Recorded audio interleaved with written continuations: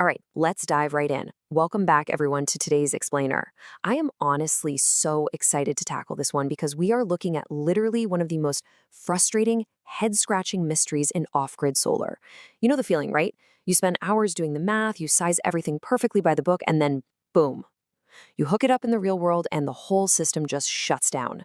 It is maddening. Well, today we're going to unpack exactly why those perfectly math-checked systems fail. And spoiler alert, it almost always traces back to one massive misunderstanding. So why do perfectly sized systems just give up the ghost right at startup? If you listen to a lot of the top off-grid channels, the mainstream advice is usually pretty simple. Just check the watts on the appliance label, add them all up, and maybe arbitrarily oversize your inverter by 2 or 3 times just to be safe. Sounds easy enough, right? But think about it. If that standard advice is so foolproof, why are so many systems tripping the exact second you flip a switch? Well, the reality is that surface-level advice is leaving some massive safety gaps wide open. And that brings us to the core of the problem. I call it the lie of the label. Guys, your appliance nameplate absolutely does not equal startup reality. Trusting a static printed sticker without understanding the dynamic electrical behavior underneath is hands down one of the most dangerous sizing mistakes you can make. We're totally trained to treat these labels as the absolute truth, right? But today, we're going to break that habit and learn how to translate that overly simple label into what's actually happening in your wires. Here is our roadmap for today.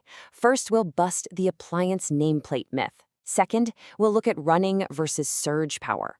Third, we'll map out the system domino effect. And fourth, we'll talk about designing for reality. Okay, part 1, the appliance nameplate myth. Let's look at what these labels are actually hiding.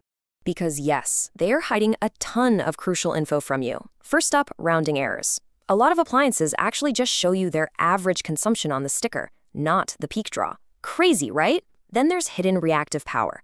You'll see a lot of devices rated in VA, that's volt amperes, which factors in inefficient power draw, but the label tries to pass it off as simple watts. It causes a ton of confusion.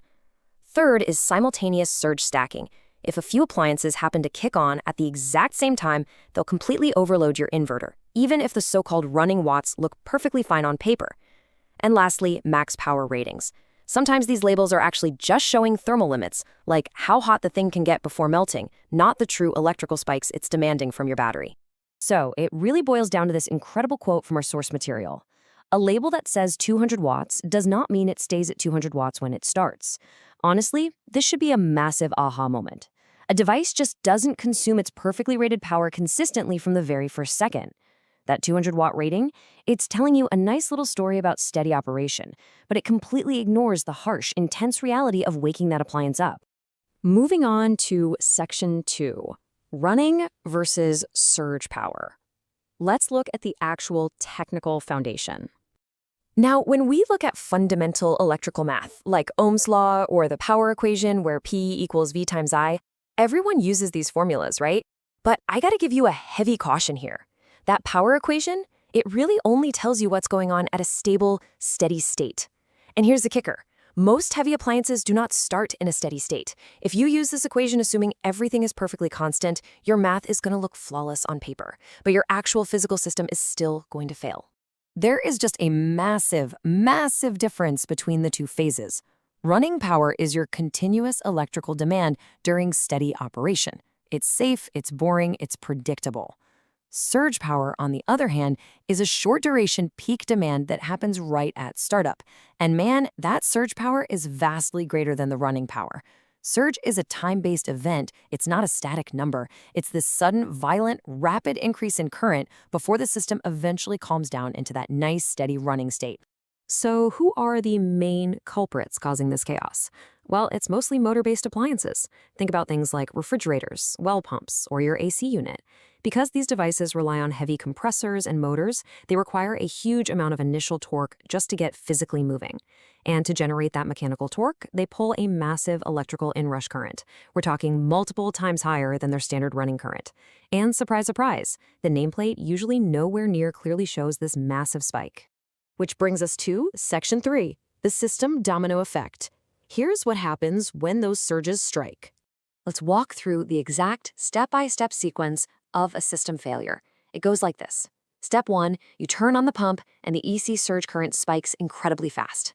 Step 2, To supply that AC surge, your inverter instantly turns around and demands a sudden, massive DC burst from your battery bank. Step 3, that sudden high current draw causes a DC voltage drop, meaning your battery voltage suddenly sags hard.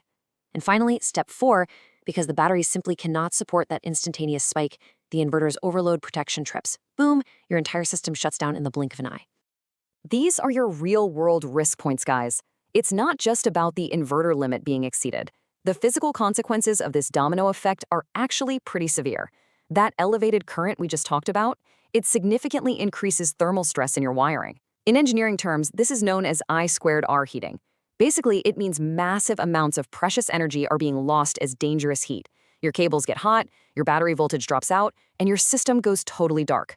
It's an entire cascade of failures, all caused by just one single motor trying to wake up. And I really want to emphasize this point. Literally, all of this happens in the very first second of startup. This entire chain reaction, the AC surge, the sudden DC burst, the thermal heating in the wires, the battery sag, the total system failure, none of that happens during normal operation. It all happens in that incredibly volatile, highly stressful, split-second moment that you flip the switch. All right, final section, section 4, designing for reality.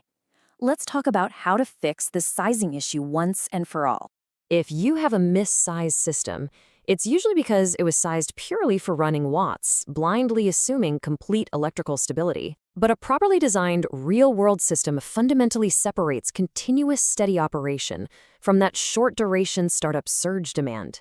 To design a system that actually works and stays on, you absolutely cannot treat these two phases of power as the exact same thing. So here's your checklist for getting it right. First, you must separate steady operation from startup demand in your math. Second, design your inverter to handle both of those metrics, not just the running watts. Third, you gotta anticipate the mismatch between your battery and inverter during sudden spikes.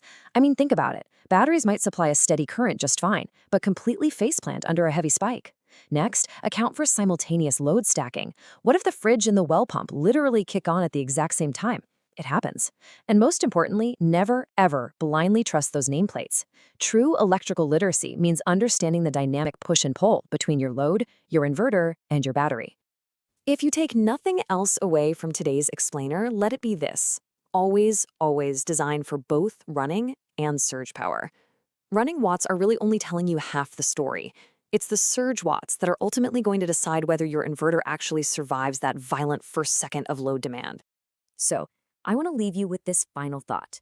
If you choose to ignore surge behavior, what is going to happen the exact moment your system is truly put to the test?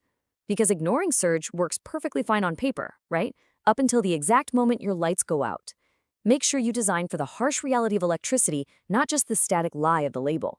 Also, just a quick reminder, electrical work is inherently dangerous, so please always consult a qualified professional. This explainer is purely for educational purposes. Thank you guys so much for joining me today, and I really hope this helps you build systems that actually survive the surge.